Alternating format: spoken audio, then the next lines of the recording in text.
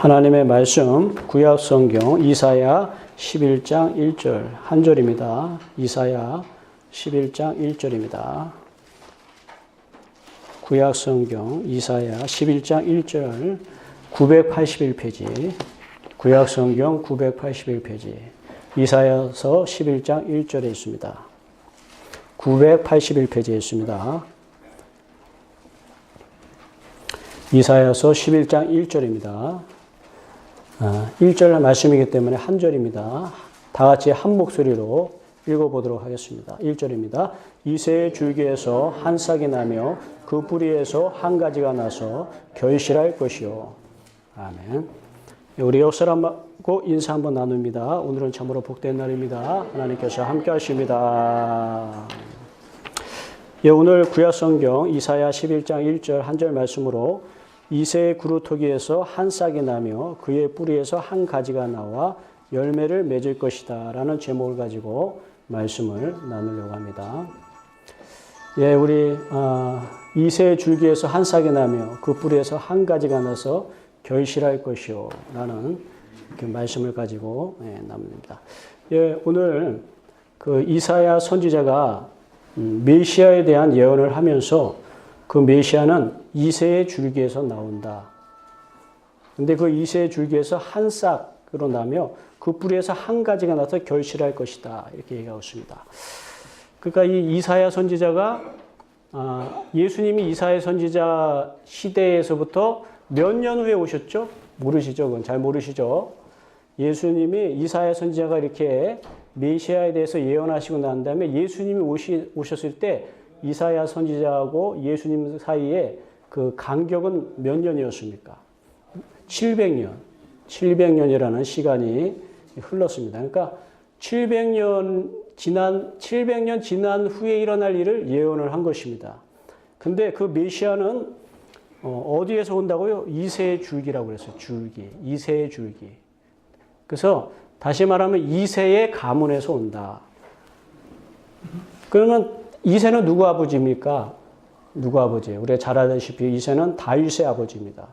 그러니까 다시 말하면 다윗의 혈통에서 메시아가 온다라는 그러한 예언을 하고 있는 거죠. 근데 실제로 메시아가 바로 육으로는 누구의 후손으로 왔습니까?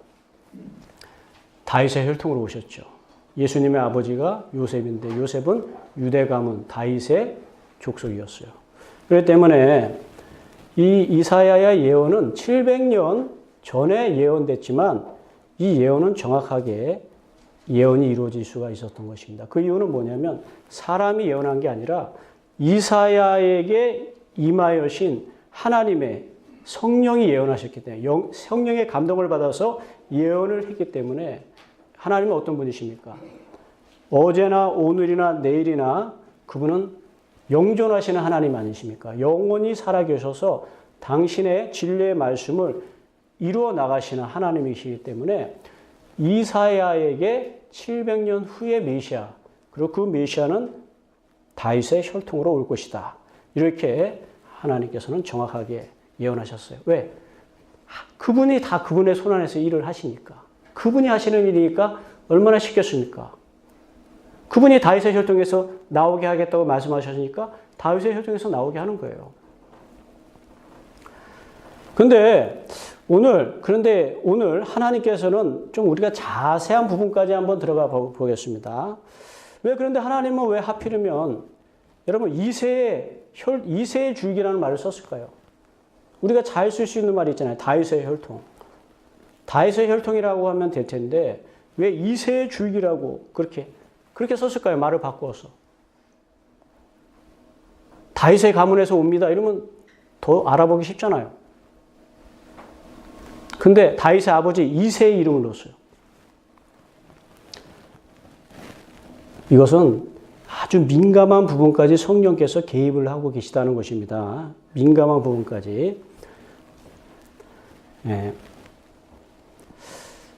여러분, 예수님이 태어날 당시에는 다윗의 가문이 몰락했습니까? 아니면 그때까지도 다윗의 가문이 막 융성했습니까? 어떠셨을 것 같아요? 예수님이 태어날 당시에는 다윗의 가문이 몰락한 가문, 왕 가문으로서 몰락했습니까? 아니면 그때도 뭐 다윗의 가문에서 왕이 막 계속해서 배출되고 있었습니까? 몰락한 가문이죠. 그 시대에는요, 다윗의 가문이 몰락한 가문입니다. 지금 우리가 조선에서 이씨는 전주 이씨인가요? 전주 이씨는 왕 가문입니다. 왕의 가문이지만 지금 전주 이씨는 별로 뭐 그렇게 여러분 전주 이씨 만난다고 여러분들 뭐 왕으로 대접하지 않지 않습니까? 큰 의미 없어요. 그러니까 예수님 시대에는 다윗의 가문은 몰락했어요. 그리고 예수님의 아버지의 직업이 뭐였어요? 목수였어요, 목수. 목수는 그 당시 유대인들 가운데서도 목수는 아주 작은 직업이었습니다, 목수는. 그러면 그 당시 예수님 시대에는 누가 왕이었어요? 다윗의 가문에서 왕이 나온 게 아니라 헤롯의 가문에서 왕이 나왔어요. 그래서 헤롯 왕. 근데 이 헤롯 왕은 유대 사람이에요, 아니에요? 유대 사람이 아니에요. 그럼 어디 사람이에요? 에돔 사람이란 말이에요, 에돔 사람. 에돔 사람은 야곱의 형 에서의 후손이란 말이에요. 야곱의 형 에서. 그러니까 에서의 후손이 이 당시 예수님 시대에는 유대를 다스리는 본붕왕이었어요. 왕도 그냥 왕이 아니라 본붕왕. 본붕왕이라는 게 뭐예요? 로마 사람들이 세워서 제한적인 왕의 권한을 준 사람이란 말이에요.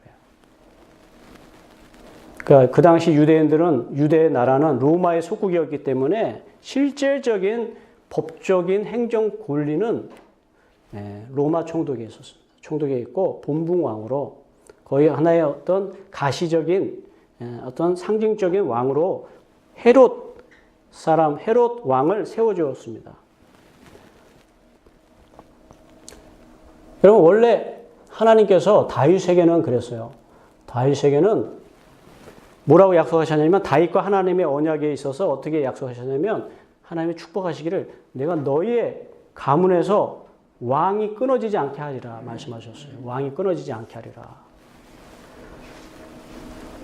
그러면서 근데 하나님이 한 가지 그러면서 딱 하나님께서 한 것이 그런데 끊어지지 않게 하시다. 그런데 너와 같이 계속 나 앞에서 신실하게 행할 때 그렇게 될 것이며 만약 너희 후손 가운데 나에게 신실하지 못하고 계속해서 나를 떠나 죄를 짓는다면 그 자녀를 향해서 내가 치리라. 내가 엄벌을 쳐야, 내가 자식을 아비가 잘못하면 때리는 것처럼 하나님이 그렇게 다루시겠다고 말씀하셨어요. 그러나 너의 가문에서 왕이 나오도록 하시겠다고 말씀을 하셨습니다. 근데 이 약속을 하나님께서 못 지키신 겁니까? 과연? 못 지키신. 결국 어떻게 됐습니까?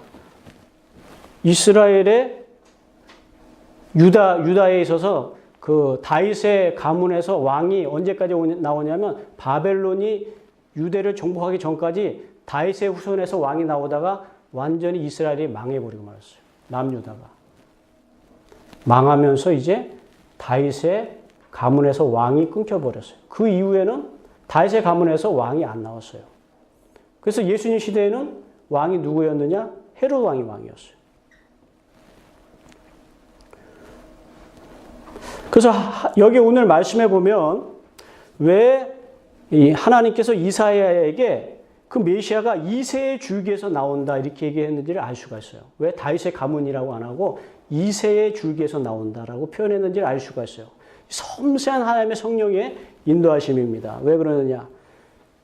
메시아가 나올 때는 다윗의 가문인데 그 가문이 지금처럼 막 융성한 왕의 가문이 아니라 이제 다윗의 가문이 이제 몰락해서 이제 거의 형체를 알아볼 수 없는 작은 그런 족속이 되었을 때 거기서부터 한 싹이 나와서 나온다는 얘기예요. 그래서 오늘 보니까 이새의 줄기에서 한 싹이 나면 여기서 줄기라는 표현은 뭐냐면 구루터기. 구루터기는 뭡니까? 나무를 뱉고 밑둥만 남은 거 있죠. 밑둥만. 뿌리 부분에 밑둥만 남아서 거의 뭐 우리가 볼 때는 죽은 나무처럼 보이죠. 예를 또 아니면 뭐 산에 화재가 났어요. 화재가 나서 나무 윗부분은 다 타버리고 시커멓게 그런데 밑둥만 남았어. 그래서 우리가 볼 때는 다 죽은 줄 알았어.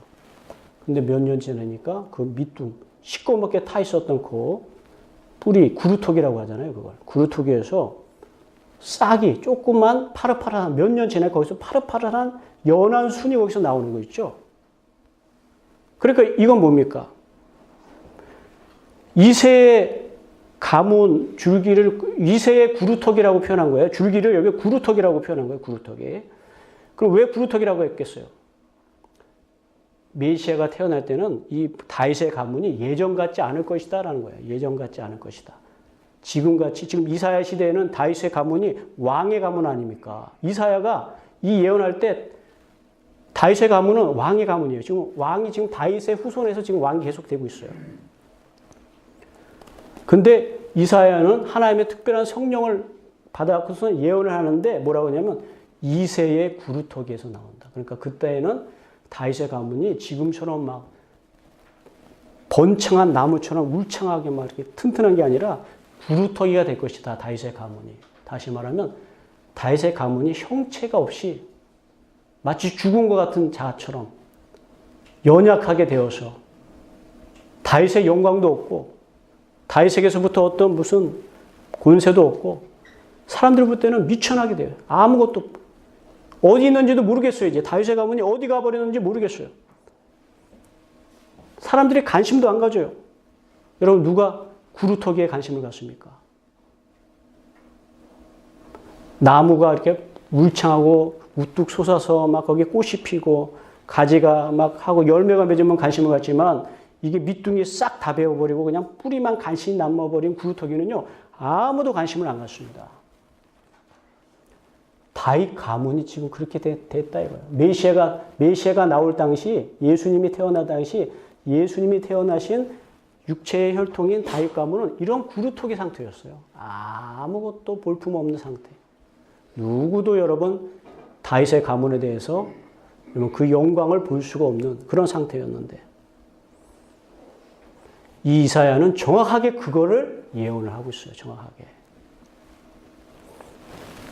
메시아가 나올 때 다윗의 가문의 형편은 이럴 것이다. 구루터기 같을 것이다. 지금과는 다를 것이다. 여러분 이런 예언을 어떻게 이사야가 인간으로서 할 수가 있습니까? 이건 이사야가 성령에 충만해서 성령의 감동을 받았으니까 이런 예언을 하죠. 어떻게 정확하게 그 예수님이 태어날 때는 다윗의 가문이 이렇게 보잘것없고 형편없게 될 것이라고 누가 알았습니까? 이사야 시대에는 다윗의 가문이 왕의 가문으로 지금 왕이 되어서 다스리고 있는데 성령의 감동을 받았기 때문에 이사야가 이렇게 예언을 할 수가 있는 것이죠. 그리고 또 다윗이라는 말을 안 쓰고 왜 다윗의 아버지 이새라는 말을 썼을까요? 그것도 똑같아요. 왜? 여러분 다윗이라는 말을 쓰면요. 벌써 다윗만 들어가면 이스라엘 백성들에게 다윗만 들어가면 다윗 왕가가 생각이 나요. 이스라엘 백성들에게 다윗 하면 우리나라를 가장 왕성하고 부국으로 만들었던 왕, 하나님을 잘 섬겨서 하나님의 축복을 받은 왕, 다윗 하면 그게 딱 생각이 나요. 근데 이새 그러면 이새 그러면 어떤 때가 생각납니까? 아버지 이새 그러면 어떤 때가 생각나요? 사무엘 선지자가 이새의 집을 방문하실 때가 생각이 나요. 사무엘 선지자가 이새의 집을 방문하실 때 그때 여러분 하나님께서 사무엘에게 기름 묻병을 가지고 가게 해갖고서는 이제 여기 이 집안에 내가 선택한 내 마음에 합한 자가 있다. 그 사람에게 기름을 부어주어라. 갔어요. 근데 거기 뭐 형제들이 굉장히 많아요. 이새가 그 아버지가 어떻게 했어요? 아버지가 생각할 때 왕이 될 만한 아들은 얘일 것이다 하면서 첫째 아들을 딱 올려보냈어요. 이새가 생각할 때 첫째 아들이 왕이 될 만한 자질이 있다라고 봤어요. 그리고 사무엘 선지자도 보니까 첫째 아들이 기골이 장대하고 얼굴이 잘생기고 왕이 될 만큼 지혜도 있어 보이고 그런 모습이에요. 그래서 사무엘 선지자도 만족하는 마음이 들었어요. 그래서 하나님께 물어보고 이제 기름을 부으려고 했더니 하나님은 아니다 그러는 거예요. 둘째도 아니다. 셋째도 아니다. 근데 다 아니라요. 다 아니래. 집안에 있는 아들들은 다 아니래. 그래서 사무엘이 이상하게 생각했어요. 이거 이세의 가족들 지금 집안에 있는 아들들은 다 아니라고 그러면 어떻게 된 거예요, 이거 하나님?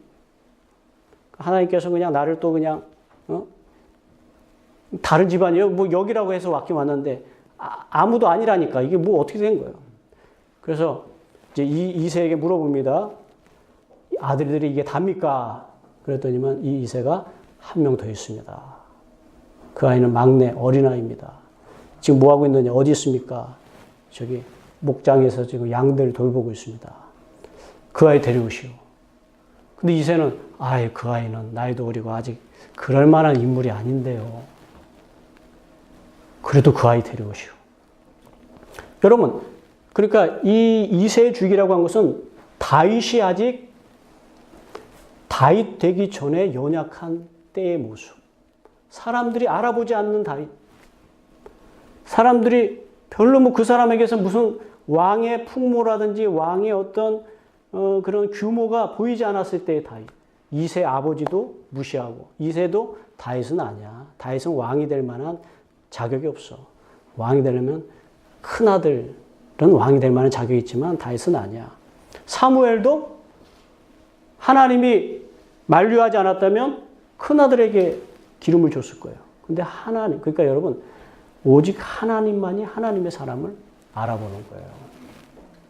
나는 그러면서 하나님이 유명한 말씀하셨죠. 나는 외모로 사람을 보지 않고 그 심령의 중심을 본다. 이 하나님의 중요한 말이에요. 그 이후부터 하나님께서는 항상 사람들을 그렇게 사용하셨어요. 외모를 보지 아니하고 그 중심에 하나님을 사랑하는 마음과 하나님을 바라보는 믿음을 보시면서 사람들을 하나님은 사용하셨어요. 그 사람이 돈이 많다. 그래도 하나님이 사용 안 하셔요. 마음이 안 맞으시면 사용 안 하세요.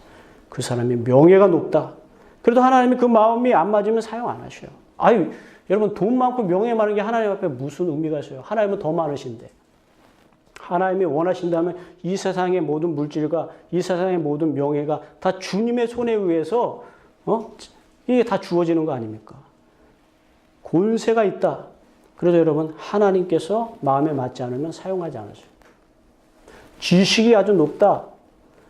얼마나 여러분 지식 많은 사람이 많습니까? 그러나 하나님께서 예수님의 제자들 보세요. 하나님께서 사용하신 예수님의 제자들은 다 하나같이 지식이 없는 사람들입니다. 지식이 별로 없어요. 어떻게 보면 무식자에 더 가깝죠. 무식자에 더 가까운 사람들.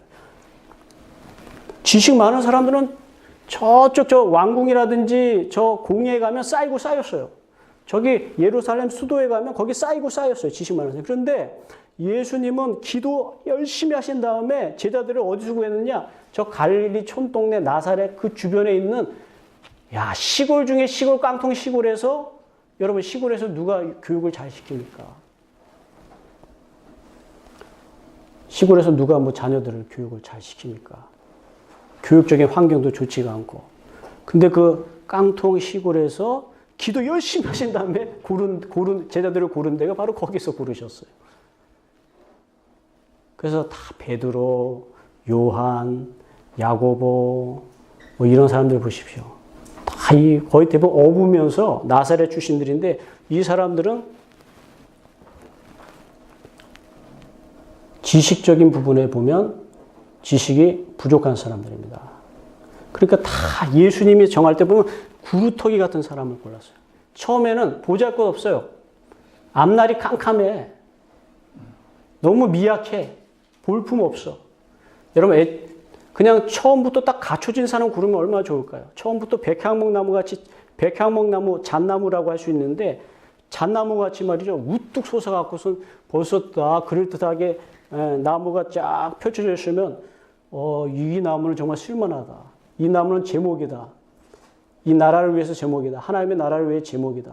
이렇게 여러분 그 나무를 쓸 수 있잖아요.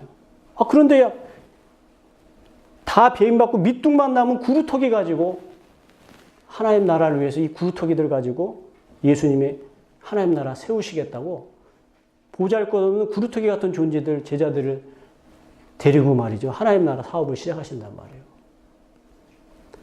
마찬가지로 하나님께서 이스라엘의 부흥을 가져다 줄 왕을 기름 붓는 그 과정에서 구루터기 같은 잣나무같이 우뚝 솟고 멋있는 가지와 열매를 맺고 울창한 그런 숲을 이루는 그런 볼품이 좋은 형들을 여러분 택하지 아니하시고 어린아이, 보잘것없고 형편없고 야, 이 아이가 도대체 이 아이에게서 뭐가 나올까? 무슨 선한 것이 나올까? 인간적으로 볼 때는 그러한 여러분 구루터기 같은 다윗을 어린 다윗을 하나님은 기름 부을 자다. 저자가 내 마음에 합한 자다. 이렇게 그렇게 하나님께서 사용을 하신다 이거예요. 그러니까 이새의 주기라고 한 것은 바로 다윗이 아직 다윗 되기 이전에 연약한 모습의 다윗을 얘기하는 것입니다. 그러니까 바로 메시아가 다윗의 가문에서 나오긴 나오는데 그때 메시아가 나올 때 다윗의 가문은 구루터기 같은 상태란 말이에요. 구루터기 같은 상태. 아무도 이제 인정해 주지 않는 가문, 다윗의 왕가로서의 그런 모든 위상이 다 사라진 가문, 이제 보잘것없는 가문. 그래서 이제 목수로 생계를 유지하는 그런 요셉의 가문. 그러나 그 다 죽은 것 같은 구루터기, 아무도 희망을 걸지 않고 아무도 그 가문을 통해서 우리 인류 구원을 위한 메시아가 나올 것이라고 꿈도 꾸지 않았던 그 가문에서 하나님께서 연한 여러분 보셨죠? 여름에 그런 데서 이렇게 싹이 나올 때 보면 얼마나 연합니까? 어린아이 같잖아요. 어린아이 같이. 완전히 푸르른 것도 아니고 이렇게 연한 빛깔로 이렇게 조그맣게 새순이 도는 거 있죠? 그걸 얘기하고 있는 거예요. 그 새순이 돈다는 거예요. 여러분, 이처럼 하나님의 나라는 작은 것에서부터 시작되는 거예요. 작은 것. 여러분, 하나님의 나라는 겨자씨에서부터 시작돼요. 겨자씨. 겨자씨 하나 같은 믿음만 있으면 된다 이거예요. 하나님의 나라는 처음에는 작게 시작합니다. 그러나 세상 나라는 모든 진짜 빅사이즈로 시작해요. 빅사이즈. 그리고 화려하게 시작합니다. 여러분, 요한계시록에 보면요. 이 세상, 하나님이 안 계신 세상 나라를 바벨론이라는 말로 표현을 했어요. 근데 요한계시록에 보면 바벨론에 대해서 얘기할 때마다 큰 성이라는 수식어가 꼭 붙습니다. 요한계시록 18장 2절에 보니까 힘찬 음성으로 외쳐 이르되 무너졌도다 무너졌도다 큰 성 바벨론이요. 귀신의 초소와 각종 더러운 영이 모이는 곳과 각종 더럽고 가증한 새들이 모이는 곳이 되었도다. 또 요한계시록 3장 12절에 보니까 뭐라고 되어 있어요? 요한계시록 14장 8절에 보니까 또 다른 천사 그 둘째가 그 뒤를 따라 말하되 무너졌더라 큰 성 바벨론이요 모든 나라에게 그의 음행으로 말미암아 진노의 포도주를 먹이던 자로다. 여기도 또 바벨론 앞에 큰 성. 이 세상의 문화와 세상에 오히려 여러분 하나님의 역사는요. 어떻게 보면 미약하게 보일 때가 있어요. 작게 보여요. 하나님의 역사는 미약한 가운데 그러니까 육체적으로 미약한 거예요. 우리는 아무 힘이 없어. 그러니까 여러분 마찬가지입니다. 우리가 하나님의 역사를 받으려면 내 힘으로 하는 게 아니에요. 나는 아무것도 아닙니다. 나는 구루터기입니다. 나는 아무것도 아닙니다. 나를 완전히 부정하고 부인할 때 그때 하나님이 나를 쓰시는 거예요. 아니면 내가 살아있어요. 내가 이렇게 공부를 많이 했는데 내가 이렇게 잘났는데 내가 이렇게 돈이 많은데 그러면 하나님은 그 사람 안 쓰셔요. 그 사람은 구루터기가 아니라 여러분 잘난 백향목이란 말이에요. 백향목. 자기가 가진 게 너무 많아. 이 가지가 얼마나 멋있어. 내 열매가 얼마나 먹음직스러워. 내 이파리가 얼마나 울창해. 하면서 여러분 자기의 그런 가진 것을 자랑하면 어떻게 합니까? 하나님께서 이 사람을 사용하지 않으세요. 그러나 나는 아무것도 자랑할 게 없습니다. 가지도 없어요. 열매도 없어요. 푸르른 그런 어떤 그런 잎사귀도 없어요. 울창한 어떤 숲도 없어요. 나는 구루터기입니다, 하나님. 구루터기입니다. 아무것도 아닙니다. 이게 회개인 거예요, 회개. 나는 아무것도 없습니다. 아무것도 할 수 없습니다. 주님이 나를 도와주시지 않으면 나는 그냥 불안하고 두렵고 낙심하고 생활의 염려, 재리의 염려 이런 것들로 한순간도 마음 평안한 날이 없는 그런 인생입니다. 하나님의 나라, 주님 내 마음에 하나님 나라 이루어주신다고 했지만 제 마음에는 이렇게 두렵고 불안하고 어두움만 가득합니다. 하나님, 저는 주님만이 도와주시고 주님만이 해결해 주실 수 있는 분입니다. 사람입니다. 이런 사람에게 하나님이 그 사람에게 하나님의 나라, 하나님의 메시아, 하나님의 기름 부은 자, 하나님의 성령, 예수 그리스도가 그 안에서 여러분 나오게 하시는 거예요. 그래서 그 사람이 예수님 안에 여러분 들어가서 살게 되는 거예요. 예수님을 만난 사람들은 다 이런 사람들이었어요. 구루터기 같은 사람들이었어요.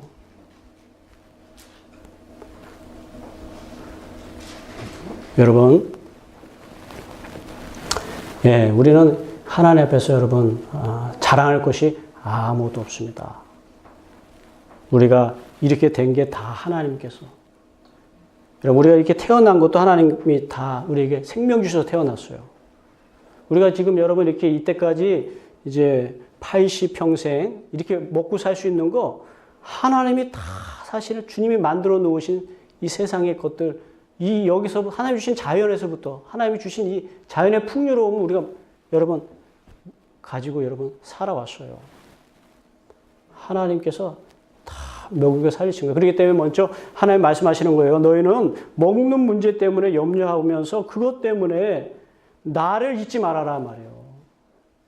그걸 우리에게 주신 분이 누구예요? 하나님이신데 그 주신 분을 너희가 기억하면서 그분의 나라와 그 의를 먼저 구하면 나머지를 내가 책임을 줄 텐데, 근데 세상 나라는 이상하게 하나님이 이 세상을 창조하셨고 이 모든 걸 주신 것을 망각을 하고 자꾸 내 힘으로 무엇을 먹을까, 무엇을 입을까를 자꾸 생각하면서 그것 때문에 하나님 나라를 망각해버리고 하나님의 인도하심을 망각해버리면서 이 세상에 그냥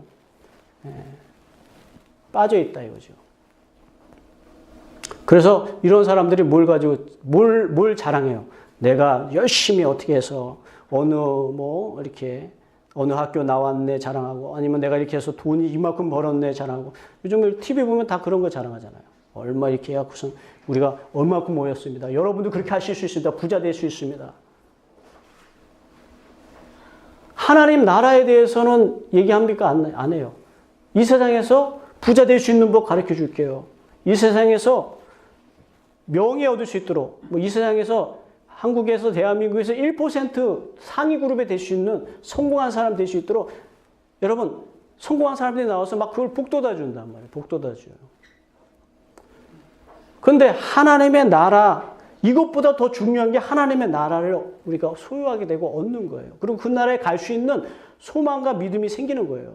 근데 어느 곳에서도 이것에 대해서는 얘기를 못 하잖아요. 안 하잖아요. 그냥 이 세상 나라에서 이렇게 사십시오. 그것도 뭐예요?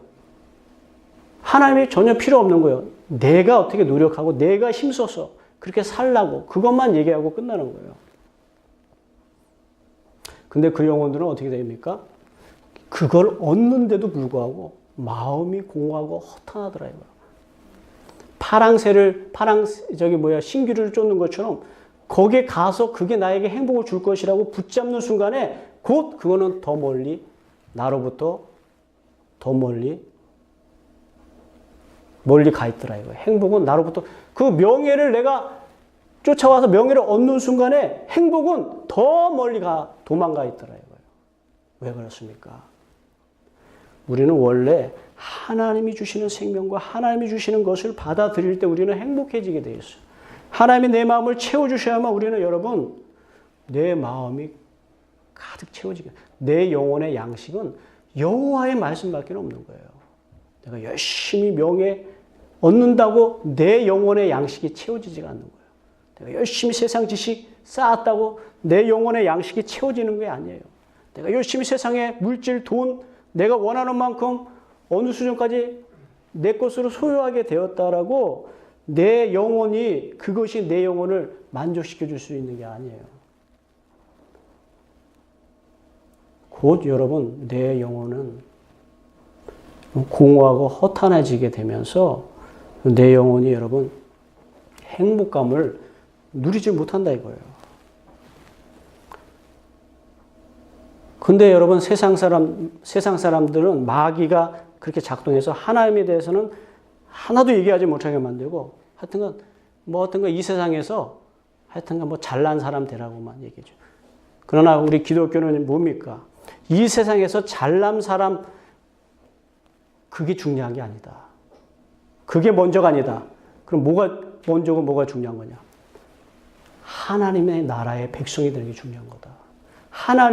개인적으로 하나님을 만나는 게 중요한 거다. 우리 기독교는 이걸 증거하는 것입니다. 그러므로 하나님을 만나지 않은 사람이 이 세상에서 성공한들 무슨 의미가 있으며 하나님을 알지 못하는 사람들이 이 세상에서 돈을 많이 가지고 있던들 무슨 의미가 있느냐 이렇게 얘기하는 게 기독교예요. 그래서 예수님께서 말씀하신 거예요. 먼저 그 나라와 그 의를 구하라. 나머지는 하나님이 다 책임져 주신다. 나머지는 여러분 우리가 중요하게 생각할 필요가 없어요. 나머지는 중요한 게. 나머지에 대해서는 예수님이 아무것도 얘기 안 하잖아요. 그게 물질일 수도 있고 명예일 수도 있고 성공일 수도 있고 근데 하나도 주님이 그건 얘기 안 해요. 나머지라고 그냥 얘기해버려요. 그런데 앞에 것 제일 먼저 중요한 것은 정확하게 하나님이 예수님이 딱딱 찝어주잖아요. 먼저 그 나라와 그 의를 구하라. 정확하게 딱딱 찝어줘. 그리고 나머지는 그냥 하나님이 알아서 해준다. 나머지에 대해서는 아무것도 예수님이 목록을 정하지 않아요. 왜? 그건 그 사람에게 맞춰서 하나님이 주시는 거예요. 근데 우리가 먼저 하나님을 잘 믿고 의지하고만 있으면 그 상태만 되어 있으면 저절로 시냇가에 심은 나무처럼 시절을 때를 쫓아서 하나님께서 축복해 주시고 도와주시고 고난, 어렵고 힘들면 힘든 대로 또 역시 하나님의 생명수가 그 사람에게 계속 흘러가. 어떤 사람들은요, 안 믿는 사람들은 힘들면요, 얼마나 여러분 고민하고 낙심합니까? 그러나 여러분, 믿는 사람에게도 고난이 있어요. 그러나 고난이 있는데도 불구하고 여전히 그 사람은 하나님의 생명샘에 그 뿌리가, 줄기가 가 있기 때문에 고난 가운데서도 주님이 함께 하시는 기쁨이 있고 소망이 있고 은혜가 넘치고 감사가 있고 주님과 함께하는 사람은 하나님의 영광과 권세에 그런 것을 경험을 하는 거예요. 그래서 이 사람은 결국은 조금 인내하고 주님을 계속 붙잡고 나갈 때 결실하게 되는 겁니다. 그런데 여러분 세상 나라는요 처음에는 빅사이즈로 큰 성 화려해. 근데 언제 나중에 보면요 아침 안개 같이 사라져 버리고 없어요.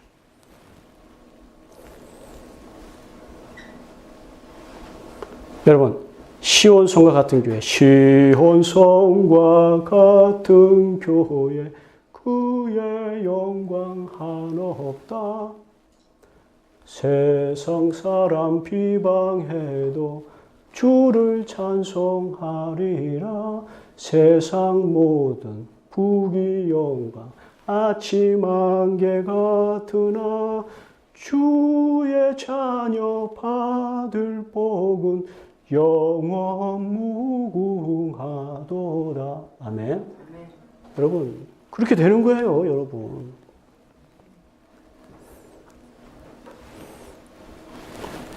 구루토기 같은 존재. 나는 아무것도 아닙니다. 주님 나를 도와주세요. 날 붙들어 주세요. 하나님 저와 함께 해주세요. 다윗이 그랬어요. 다윗이. 요셉이 그랬습니다. 요셉. 아브라함이 그랬습니다. 모세가 그랬습니다. 바울이 그랬어요. 그런 사람이 됐어요. 여러분 그럴 때 하나님께서 바울이 얼마나 잘난 사람입니까? 자랑할 거 많은데 다 똥으로 여기고 배설물로 여기고 나는 아무것도 아닙니다. 그래서 하나님의 성령의 인도함을 받아서 그냥 일하는 사람이 되고 말하는 사람이 되었어요. 근데 그 사람에게는 예전에 없던 그런 기쁨과 소망과 천국의 복됨이 그 마음을 여러분 주장해서 장악해서 여러분 이 세상에 그렇게 영광스러운 사람들 예전에 바울은 그 사람들을 부러워했어요. 나도 언젠가는 저 사람과 같이 되리라. 세상 영광 갖고 있는 사람. 그러나 바울이 아그리파 왕 가장 영광 세상의 영광을 다 갖고 있는 아그리파 왕 앞에서 당신도 나같이 되기를 원합니다. 이렇게 얘기를 했어요. 당신도 나같이 되셔야 됩니다. 나같이 이 하나님 알고 하나님 알아서 이러한 영혼에 만족한 상태가 되고 하나님 나라를 소유하고 그 나라의 백성으로 하나님과 교제하며 이렇게 살아야 되는 겁니다. 당신도 나같이 되기를 원합니다.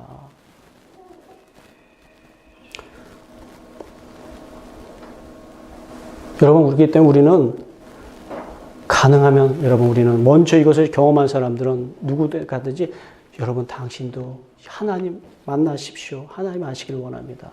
하나님 만날 때 이러한 은혜와 복이 있습니다. 무슨 세상적인 복 말고 하나님 만나서 뭐 물질 축복해 줍니다. 그거는 이제 그 수준은 아니고 하나님과 만났을 때 그 나라와 그 일을 구했을 때 하나님이 어떻게 여러분들을 사용하시고 여러분들에게 인도해 주시고 하나님과 동행하는 그 삶이 복인 거예요. 여러분. 나머지는 또 하나님이 알아서 또 다 도와주시면서. 그리고 그 사람에게 하나님의 권세와 권능의 도우심이 경험되면서 그렇게 살아가는 게 이것이야말로 참 행복하고 살만한 그런 삶이 아니겠습니까? 이것이. 드디어 내가 살았구나라는 게 느껴져요. 하나님과 함께 살아가면. 여기저기 마귀에게 끌려다니는 삶이 아니라 정말 하나님과 함께하는 삶은 이제야 비로소 나는 기쁨과 소망을 살아갈 수 있겠구나. 평강의 삶을 살고 있구나라는 것을 알게 하시는 것입니다. 이런 결실을 할 수 있도록 하나님께서 인도하여 주실 줄로 믿습니다. 이와 같은 삶을 살아갈 수 있는 우리 저와 여러분들이 되시기를 축원을 드립니다. 기도하겠습니다.